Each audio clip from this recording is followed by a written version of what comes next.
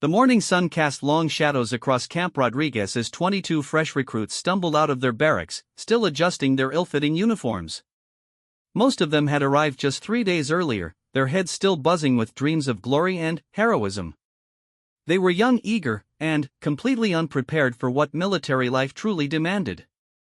Sergeant Morrison stood at attention near the training grounds, his clipboard in hand and a permanent scowl etched across his weathered face. At 45, he had seen countless batches of recruits come and go. Some made it through basic training, others didn't. But this particular group seemed especially green, even by his standards. "Listen up, maggots." Morrison's voice boomed across the courtyard. "Today you're going to learn about real combat situations. Not the pretty stuff you see in movies, but the kind that will keep you alive when bullets start flying." Among the recruits stood Jake Martinez, barely 19, who had joined the army to escape his small hometown's limited opportunities. Next to him was Sarah Chen, 21, a college dropout who sought purpose and direction in military service. Behind them, Tommy Williams shuffled nervously, his baby face making him look even younger than his 18 years. The recruits had heard rumors about their morning instructor. Word around the base was that someone special would be teaching them advanced tactical awareness, but nobody knew exactly who it would be. Some speculated it might be a decorated officer from recent overseas operations. Others whispered about a mysterious veteran with an unusual background. As the recruits formed their usual ragged lines, a figure emerged from the administrative building. She walked with measured steps, wearing standard military fatigues that seemed to hang loosely on her small frame. At first glance, she appeared unremarkable, average height, perhaps mid-30s, with brown hair pulled back in a regulation ponytail. The woman carried herself with quiet confidence, but several recruits exchanged skeptical glances. Jake leaned toward Sarah and whispered, "That's our instructor? She looks like somebody's mom." Sarah elbowed him sharply, but she couldn't help noticing the same thing. The woman approaching them didn't fit their mental image of a hardened combat veteran. She moved without the obvious swagger or intimidating presence they expected from someone who would teach them about survival in hostile situations. Sergeant Morrison straightened as the woman approached. "Ma'am," he said with clear respect in his voice, "the recruits are ready for your demonstration." The woman nodded silently and surveyed the group of young soldiers. Her eyes were calm but alert, taking in details about each recruit's posture, equipment, and attitude. Several of the recruits fidgeted under her steady gaze, unsure what to make of this unexpected instructor. "Good morning," she said finally, her voice carrying easily across the training area without shouting. "I'm going to teach you about situational awareness and threat assessment. These skills might save your life someday, so pay attention." Tommy Williams raised his hand tentatively. "Ma'am, what's your name? And what's your rank?" The woman smiled slightly. "You can call me Elena. My rank isn't important for what we're doing today." This informal response surprised the recruits. Most of their instructors insisted on strict military protocol and demanded recognition of their authority. Elena's casual approach seemed almost civilian, which made some recruits wonder about her qualifications. Jake couldn't contain his curiosity. "Ma'am, Elena, what kind of experience do you have? Have you been in combat?" Elena's expression remained neutral. "I have some experience with tactical situations. Today we're going to focus on practical skills, not war stories." The recruits exchanged glances again. Her evasive answer only increased their skepticism. Sarah wondered if this woman was perhaps a desk officer or training specialist who had never seen real action. Several others began to doubt whether they would learn anything useful from someone who seemed so ordinary. Elena walked to a nearby table where various training equipment had been laid out. Among the items were dummy weapons, protective gear, and what appeared to be a standard military rifle, though the recruits couldn't tell from a distance whether it was loaded with blanks or completely unloaded. "Combat isn't just about shooting accurately," Elena began, picking up the rifle and examining it casually. "It's about reading situations, understanding your environment, and making quick decisions under pressure. Most firefights are won or lost based on who recognizes threats first and responds most effectively. She demonstrated proper weapon handling techniques, showing the recruits how to check their surroundings while maintaining control of their firearms. Her movements were smooth and practiced, suggesting genuine familiarity with military equipment, but nothing about her demeanor seemed particularly impressive to the watching soldiers. The biggest mistake young soldiers make, Elena continued, is assuming they know what a dangerous person looks like. They expect enemies to be obvious, large, aggressive, heavily armed, and intimidating. In reality, some of the most dangerous people you'll ever encounter might look completely harmless. Jake shifted impatiently. This felt like basic classroom instruction, not the advanced tactical training they had been promised. He had hoped to learn complex combat maneuvers or sophisticated weaponry techniques. Instead, they were getting what seemed like a lecture from someone who looked more like a suburban soccer mom than a battle-tested warrior. Elena must have sensed their restlessness because she set down the rifle and faced the group directly. "I can see you're not convinced that I have anything valuable to teach you.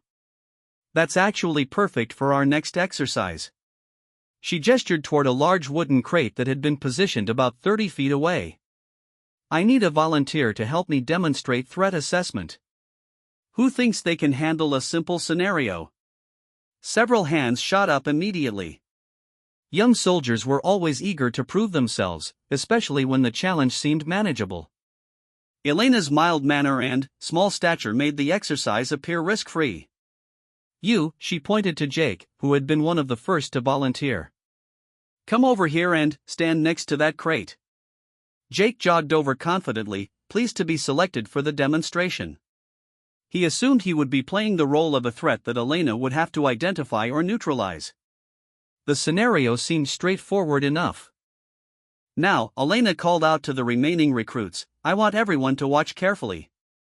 Pay attention to body language, positioning, and decision-making. This exercise is about recognizing when a situation becomes dangerous." She picked up the rifle again and began walking slowly toward Jake's position. The other recruits watched with moderate interest, expecting a routine training demonstration about threat identification or de-escalation techniques. What happened next would change everything they thought they knew about their unassuming instructor. Elena's pace remained steady and casual as she approached Jake's position near the wooden crate.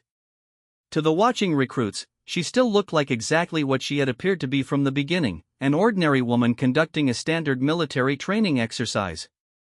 Jake stood confidently beside the crate, arms crossed, waiting for Elena to explain his role in the demonstration. He figured she might have him act out various threatening poses while she showed the recruits how to identify aggressive behavior or suspicious movements. The morning sun climbed higher, and a gentle breeze stirred the dust around the training area. Birds chirped in nearby trees, and the distant sound of other training activities created a peaceful backdrop. Nothing about the moment suggested that the recruits were about to witness something extraordinary. Elena continued her approach, the rifle held casually in her hands. Her expression remained calm and focused, but not in a way that seemed particularly noteworthy to the young soldiers. They had seen plenty of instructors handle weapons during their brief time in basic training. When Elena was about 15 feet away from Jake, she suddenly stopped walking and made eye contact with him. For just a moment, something changed in her demeanor, a subtle shift that was almost impossible to define but somehow made the air feel different. "Jake," she said quietly, "in a real combat situation, you would now be in serious danger." Before Jake or any of the other recruits could fully process what she meant, Elena moved with explosive speed and precision that seemed to come from nowhere. In one fluid motion, she raised the rifle, aimed, and had Jake in her sights faster than anyone thought humanly possible.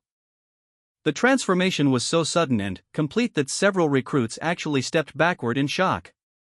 The woman who had seemed so ordinary just seconds before now moved with the deadly efficiency of someone who had clearly done this many times under much more dangerous circumstances. Jake froze completely, his eyes wide as he found himself staring down the barrel of Elena's rifle. The confident smile vanished from his face, replaced by genuine alarm as he realized he was looking at someone entirely different from the person he thought he had been talking to. The other recruits stood in stunned silence, their minds struggling to reconcile what they were seeing with their previous assumptions about their instructor. The rifle Elena held was pointed directly at Jake's head with rock-steady precision, and her entire bearing had shifted from mild-mannered teacher to focused predator in the span of a heartbeat. In that moment, every recruit on the training ground understood that they had made a fundamental error in judgment about Elena. Whatever her background might be, she was clearly someone who knew exactly how to handle weapons and threatening situations with professional-level skill. The demonstration was just beginning, and they were about to learn lessons that would stay with them for the rest of their military careers. The silence stretched for what felt like hours but was probably only seconds. Jake remained frozen in place, acutely aware of the rifle barrel trained on his position. His mouth had gone completely dry, and his heart hammered against his ribs as the reality of the situation sank in. Elena held her position with absolute stillness. Her breathing was controlled and steady, her grip on the weapon firm but relaxed. The casual, almost maternal figure from moments before had vanished completely, replaced by someone who radiated lethal competence. "Notice how your friend Jake isn't moving?" Elena called out to the other recruits without taking her eyes off her target. "That's because his survival instincts have kicked in. His brain is telling him that sudden movements might be fatal right now." Sarah Chen felt her own pulse quicken as she watched the demonstration. The woman's voice remained calm and instructional, but there was now an underlying authority that commanded absolute attention. This wasn't role-playing or theater. Elena was demonstrating real skills that she had clearly used in genuine life-or-death situations. "In combat zones," Elena continued, "you'll encounter people who don't look dangerous. Enemies often use appearance as a tactical advantage. A woman carrying groceries, an elderly man walking with a cane, a teenager playing music, any of them might be the most dangerous person in the room." Tommy Williams wiped sweat from his forehead despite the morning coolness. He was beginning to understand that this demonstration was unlike anything their previous instructors had shown them. Elena wasn't just teaching theoretical concepts, she was displaying actual combat readiness that spoke to extensive real-world experience. "Jake, I want you to slowly reach into your left pocket and pull out whatever you find there," Elena instructed. "Move very carefully, and keep your other hand visible at all times." Jake's hand trembled slightly as he reached into his pocket. His fingers found a folded piece of paper that he didn't remember putting there. As he pulled it out, he realized it must have been placed there earlier, perhaps when they were forming up in lines. "Open it and read what it says," Elena directed. Jake unfolded the paper with shaking hands. In neat handwriting, it read, "Bang. You're dead. Always check your pockets before training exercises." The message hit him like a physical blow. Elena had somehow managed to get close enough to plant something on his person without him noticing, demonstrating a level of stealth and situational control that was genuinely frightening. She had predicted exactly how the demonstration would unfold and had prepared for it in advance. "When did you put this in my pocket?" Jake asked, his voice barely above a whisper. "When you were talking to your friend Sarah about whether I look like somebody's mom," Elena replied matter-of-factly. "I walked past your formation twice during that conversation. You were so focused on judging my appearance that you never noticed me brush against you." The recruits exchanged shocked glances. They were beginning to realize that Elena had been evaluating and manipulating their entire group from the moment she arrived. While they had been making superficial assessments about her capabilities, she had been demonstrating skills that were far beyond anything they had imagined.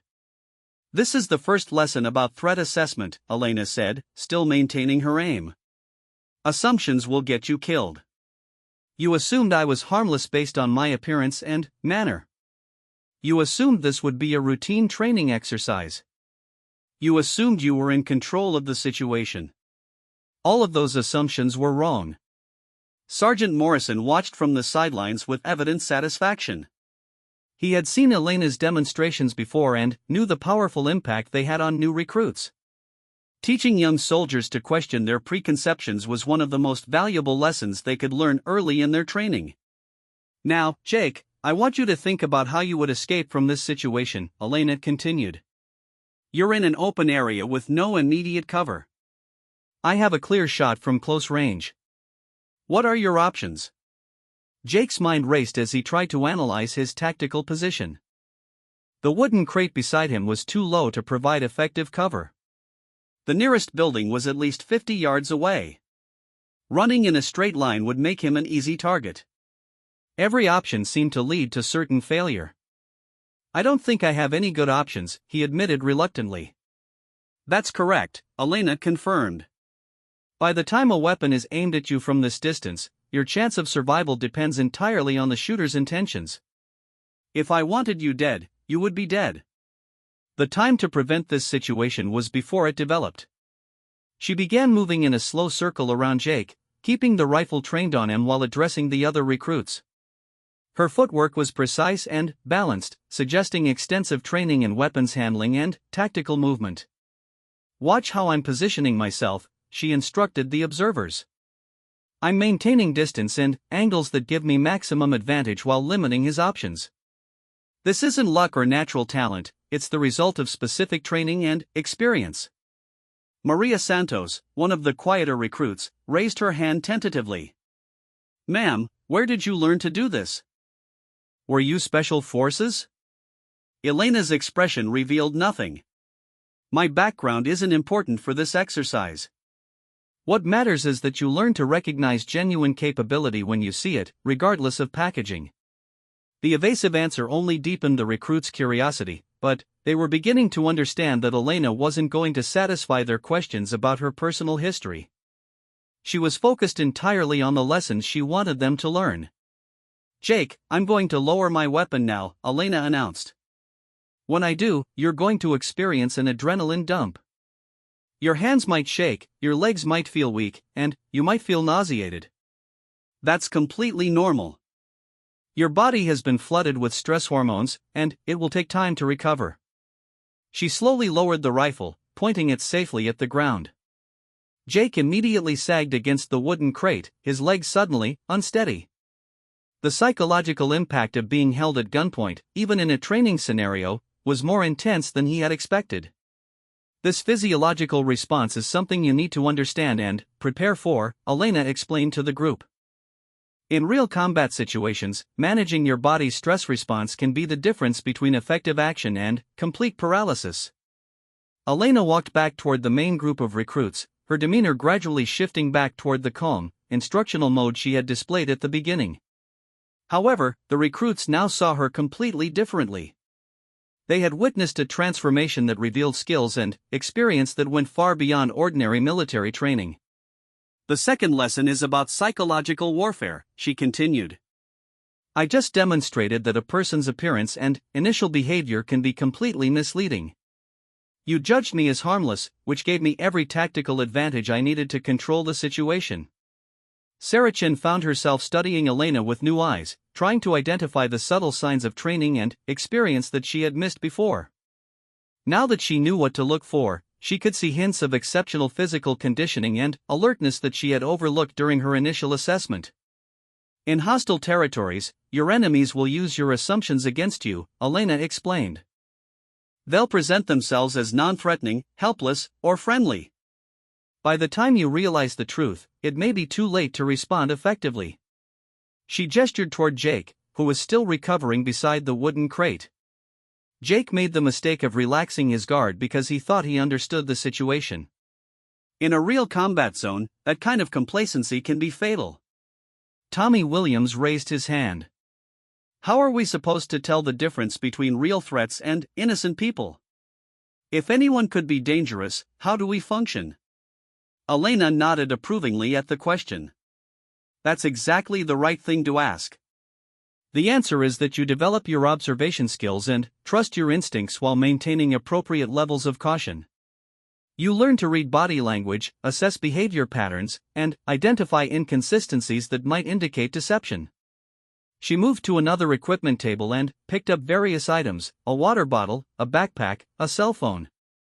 Each of these objects could be innocent or could conceal weapons or explosives.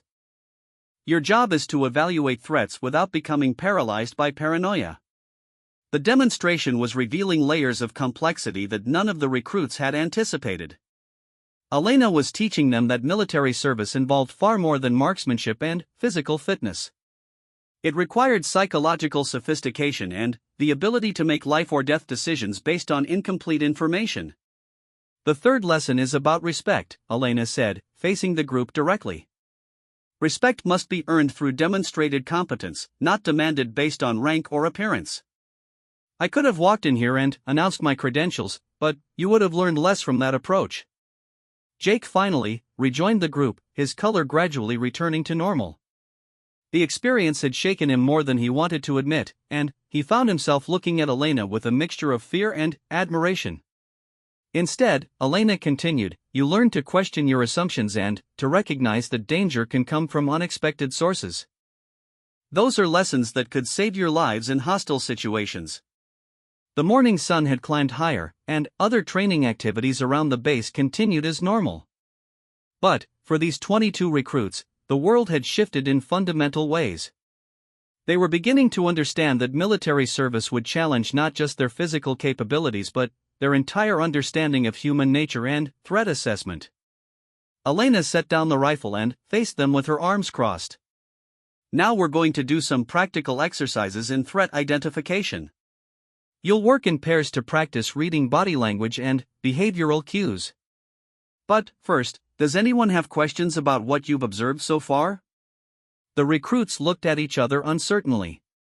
They had dozens of questions, but many of them were about Elena herself rather than the tactical lessons she was teaching. Her mysterious background and obvious expertise had created an air of intrigue that made it difficult to focus solely on the instructional content. Finally, Sarachin spoke up. Elena, you said assumptions will get us killed. But, how do we make decisions without making some assumptions? We have to start somewhere. Elena smiled for the first time since the demonstration began. Excellent question. The key is to make informed assumptions based on observable evidence, and to constantly update your assessment as new information becomes available. Never lock in your first impression as the final truth. The lesson was becoming more sophisticated than any of them had expected, and they were beginning to realize that Elena's teaching methods were as complex and carefully planned as her tactical demonstrations. The afternoon training session progressed with Elena guiding the recruits through increasingly complex exercises in threat assessment and tactical awareness. Working in pairs, they practiced reading each other's body language, identifying concealed objects, and recognizing behavioral patterns that might indicate hostile intent. Elena moved among the groups, offering corrections and insights that revealed the depth of her knowledge. Her observations were precise and specific, touching on details that could only come from extensive real-world experience. She pointed out subtle signs that most people would miss, the way someone's eyes moved when they were lying, how stance and posture could telegraph aggressive intentions, the significance of hand positions and micro-expressions. David, you're standing too close to your partner, Elena instructed one recruit. In a real situation, that proximity would make you vulnerable to sudden attacks. Always maintain distance until you've confirmed non-hostile intent. David stepped back, following her guidance, but couldn't help asking the question that had been building in everyone's mind all morning. Elena, you know things that they don't teach in basic training manuals. Where did you learn all this? Elena paused in her instruction and looked around at the gathered recruits. They had stopped their exercises and were all watching her, waiting for an answer. The curiosity that had been simmering all day had finally reached a boiling point. Your background affects how you teach, Sarah added supportively. We'd learn better if we understood your experience. For the first time, Elena seemed to consider revealing something personal. She looked toward Sergeant Morrison, who nodded slightly, apparently giving his permission for whatever she was contemplating. My name is Elena Vasquez, she began slowly. For 12 years, I served in military intelligence, specializing in counterintelligence operations in hostile territories. Much of my work involved operating in environments where appearing harmless was a survival necessity. The recruits listened with rapt attention as Elena began to share details about her background. Her casual mention of military intelligence explained many of the skills they had witnessed, but it also raised new questions about the specific nature of her service. I worked primarily in the Middle East and Eastern Europe, Elena continued. My assignments often required me to gather information while maintaining cover identities that made me appear to be a civilian, tourist, or aid worker. Looking dangerous would have gotten me killed. Jake felt a chill as he realized the implications of what Elena was describing. The woman who had held him at gunpoint wasn't just a skilled soldier, she was a trained intelligence operative who had spent years working behind enemy lines in some of the world's most dangerous regions. "The techniques I've been showing you today aren't theoretical," Elena explained. "I've used them in situations where failure meant death or capture by hostile forces. Every lesson you're learning came from real-world applications under genuine threat conditions." Tommy Williams raised his hand tentatively. "Were you ever in actual combat situations? Did you ever have to hurt people?" Elena's expression became more serious. "That's not something I discuss in detail. What I can tell you is that intelligence work sometimes requires making difficult decisions very quickly. The skills I'm teaching you might help you avoid having to make those same kinds of decisions." Maria Santos had been quietly absorbing everything Elena revealed. "Is that why you don't wear rank insignia? Because you worked in intelligence?" "Partly," Elena acknowledged. "Intelligence officers often work outside normal military hierarchy. We're trained to adapt to whatever situation requires. Rank can be a liability when you need to blend in or establish credibility in unconventional circumstances." The recruits were beginning to understand that Elena operated according to different rules than the traditional military instructors they had encountered. Her background in covert operations explained her unorthodox teaching methods and her emphasis on psychological rather than purely physical training. Sergeant Morrison approached the group and addressed Elena directly. "Ma'am, if you're comfortable sharing it, these recruits might benefit from hearing about the Kandahar incident." Elena looked uncomfortable for the first time all day. "I'm not sure that's appropriate for basic training recruits." "With respect, ma'am," Morrison replied, "they need to understand what kind of situations they might face. They're not children, and sugarcoating reality won't help them prepare." After a long pause, Elena nodded reluctantly. "Very well. But understand that what I'm about to describe represents an extreme situation that most of you will never encounter." She gestured for the recruits to sit on the ground in a circle, creating a more intimate setting for what was clearly going to be a serious discussion. Her demeanor shifted again, becoming more intense and focused as she prepared to share something significant. 3 years ago, I was working undercover in Kandahar, Afghanistan," Elena began. "My mission was to identify and track a network of insurgents who were targeting coalition supply convoys. I had been operating for 6 months as a medical aid worker, which gave me access to local communities and information sources." The recruits listened in absolute silence, understanding that they were hearing about real intelligence operations from someone who had actually conducted them. "The network I was tracking had become suspicious of foreign aid workers in the region," Elena continued. "They suspected that some of us might be intelligence operatives, which was obviously correct. They decided to test their suspicions by capturing and interrogating aid workers to determine which ones were legitimate and which were not." Sarah felt her stomach tighten as she realized where the story was heading.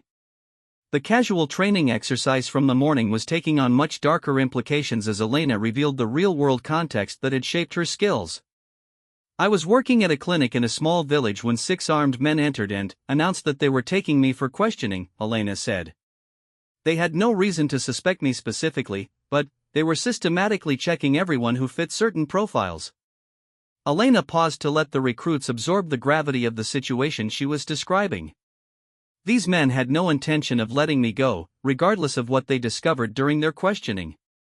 Intelligence gathering was just an excuse, their real goal was to eliminate anyone who might pose a threat to their operations." "How did you get away?" Jake asked, though he was beginning to suspect that the answer would involve the same deadly skills Elena had demonstrated earlier. "I didn't fight them initially," Elena explained. "I allowed myself to be taken to their questioning facility because resistance at that point would have confirmed their suspicions. Instead, I maintained my cover identity and hoped to talk my way out of the situation." She stood up and began pacing slowly around the circle of recruits. "For 3 days, they interrogated me about my activities, my background, and my connections to coalition forces. I stuck to my medical aid worker cover story and provided documentation that supported that identity. But it wasn't working," Elena continued. On the fourth day, I overheard them discussing plans to execute me regardless of what they had learned. They had decided that eliminating potential threats was more important than confirming actual guilt.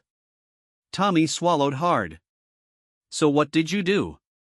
Elena stopped pacing and faced the group directly.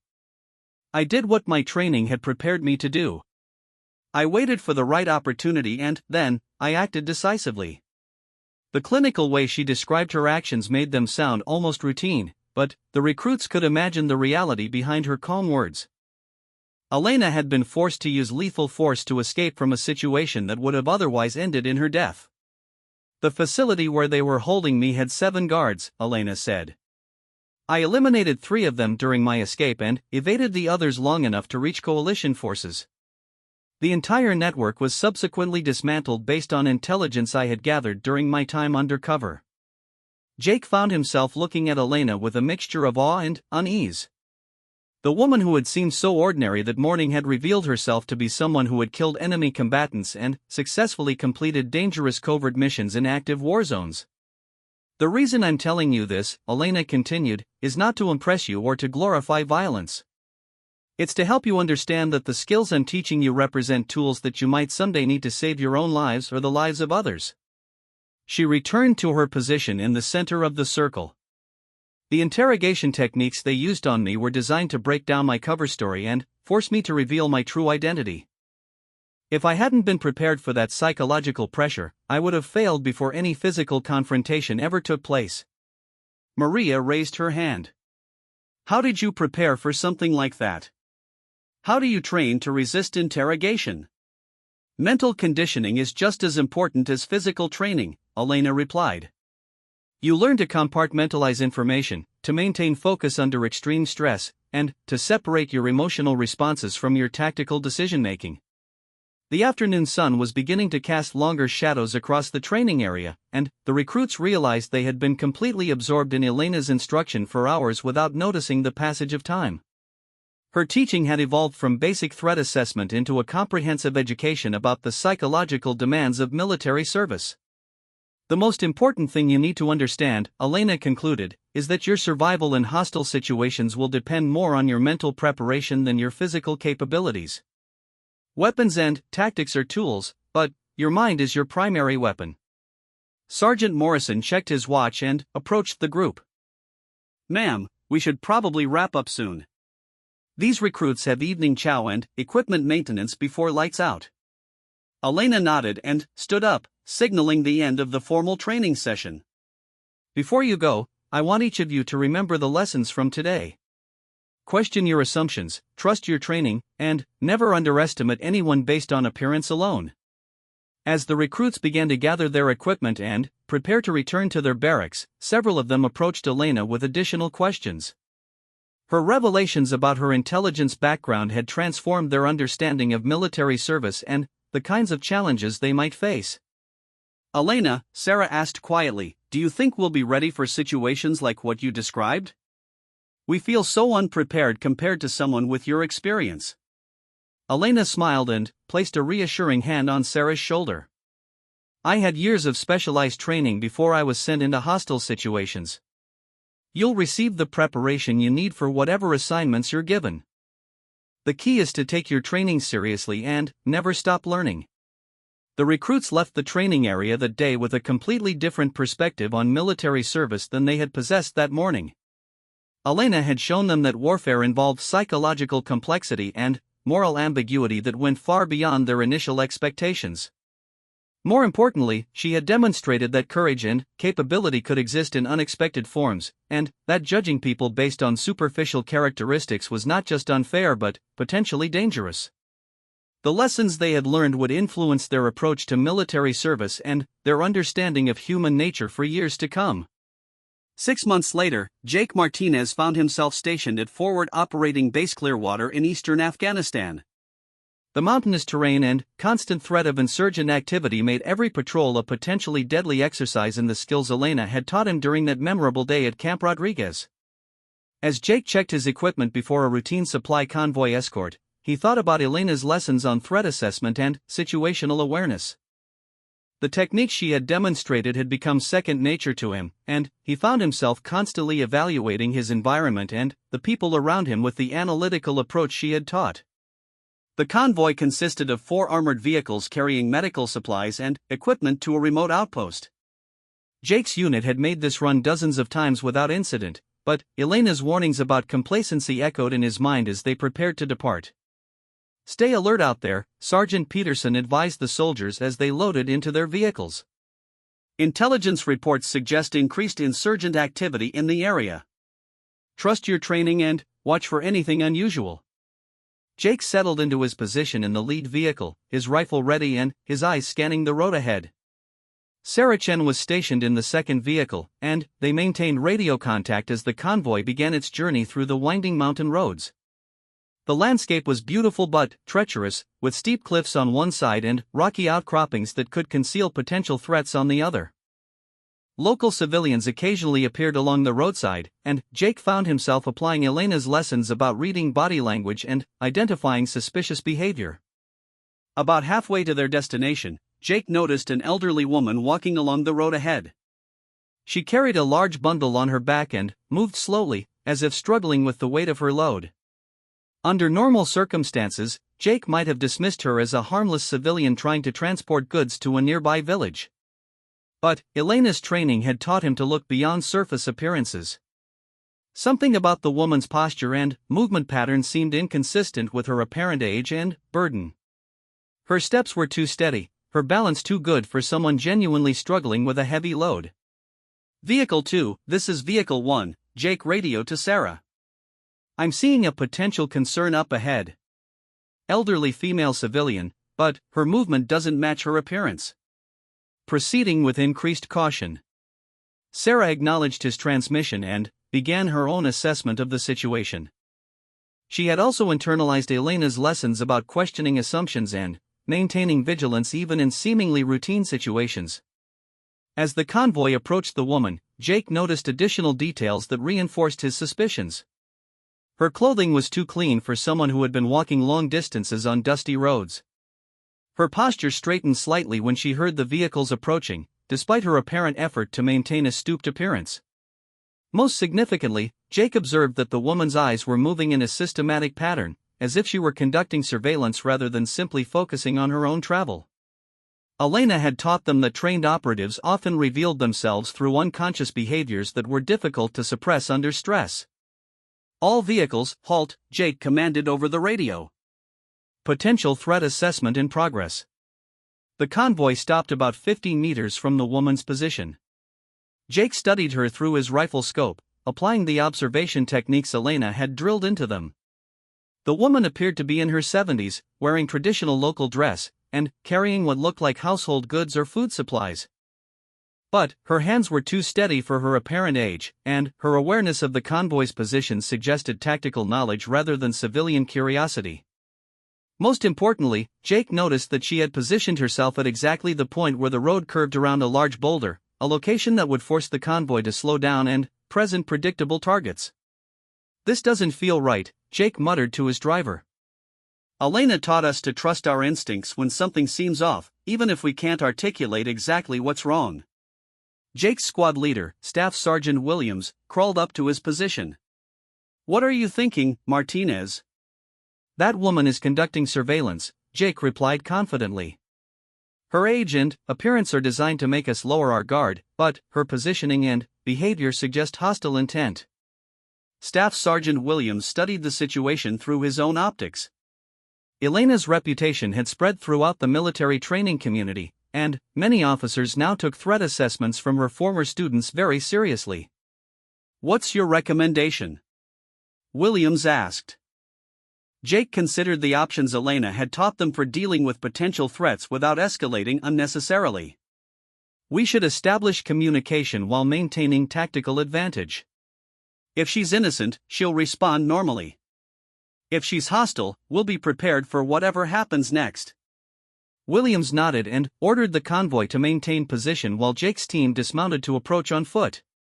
The procedure Elena had taught them emphasized the importance of controlling the tactical situation while gathering additional information. Jake and two other soldiers advanced carefully toward the woman's position, maintaining spacing and cover while keeping their weapons ready but not overtly threatening. Elena's lessons about projecting controlled strength without appearing unnecessarily aggressive guided their approach. "Ma'am, we need you to stop where you are and identify yourself," Jake called out in the local language, which he had been studying since arriving in Afghanistan. The woman's reaction confirmed his suspicions. Instead of the confused or frightened response he would expect from an innocent civilian, she immediately assessed the soldiers' positions and began moving toward better cover. Her movements were too quick and purposeful for someone of her apparent age and physical condition. "Hostile contact!" Jake shouted, just as the woman dropped her bundle and revealed an AK-47 rifle that had been concealed within her supplies. The firefight that followed lasted only minutes, but it validated everything Elena had taught them about threat assessment and tactical response. Jake's early identification of suspicious behavior had prevented the convoy from entering a potential kill zone where additional insurgents were likely positioned. Sarah's vehicle provided covering fire while Jake's team maneuvered to neutralize the immediate threat. The woman, who turned out to be a trained insurgent operative using age and gender as camouflage, was captured alive and provided valuable intelligence about planned attacks on coalition forces. After the incident, Jake's commanding officer commended his threat assessment skills and asked about his training background. When Jake mentioned Elena's instruction at Camp Rodriguez, the officer nodded knowingly. "Elena Vasquez has probably saved more lives through her training than most combat veterans save through direct action," the officer observed. "Her students consistently demonstrate superior situational awareness and threat identification capabilities." The successful identification and neutralization of the disguised insurgent became a case study that was shared throughout the military training community. Elena's emphasis on looking beyond surface appearances and trusting trained instincts had once again proven its real-world value. 6 months after that incident, Jake had completed his overseas deployment and was stationed back in the United States. He found himself assigned to a training role, helping to prepare new recruits for overseas deployments. The opportunity to pass on Elena's lessons to another generation of soldiers felt like a natural progression in his military career. During one of his first training sessions, Jake faced a group of eager young recruits who reminded him strongly of himself and his classmates from that transformative day at Camp Rodriguez. They were confident, enthusiastic, and completely unprepared for the psychological complexity of modern military service.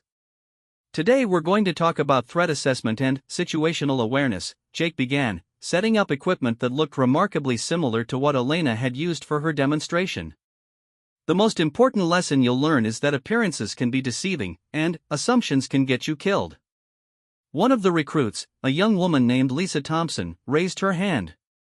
"Sergeant, what kind of experience do you have with threat assessment? Have you been in combat?" Jake smiled, remembering asking Elena a similar question. "I have some experience with tactical situations. More importantly, I learned these skills from someone who saved my life by teaching me to see beyond surface appearances."